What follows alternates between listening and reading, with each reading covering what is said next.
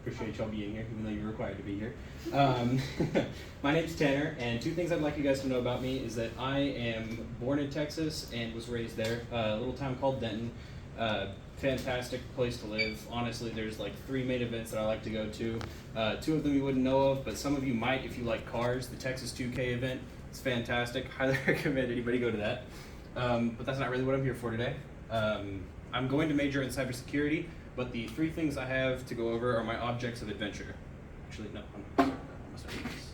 So this right here is a purple geode that I collected from Garden of the Gods in Colorado Springs, Colorado.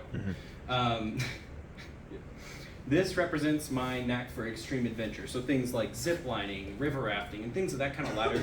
And my most recent adventure was an event I did where I went river rafting in the Royal Gorge. I don't know if any of you guys know where that is, but it is like a little crevice, kind of like the Grand Canyon, but it runs I think almost some odd 20 some miles, and this is a piece of that Royal Gorge, and they had it at the gift shop, and I thought it was just one of the coolest things ever.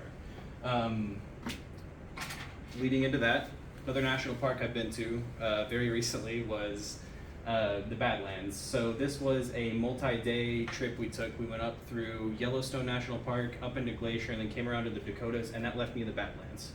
Now, the Badlands are interesting to me specifically because I thought about like westward expansion and how treacherous that terrain was, and seeing how difficult it must have been for us with modern technology to navigate that land, and thinking back to how they only had like a horse and cart, and they had to navigate this absolutely insane, like topography. It was insane. And I do have to give a special thanks to Teddy Roosevelt for preserving these as national treasures so that we can enjoy these for many centuries to come. And if any of you ever get the opportunity to go visit these national parks, I highly recommend you do so.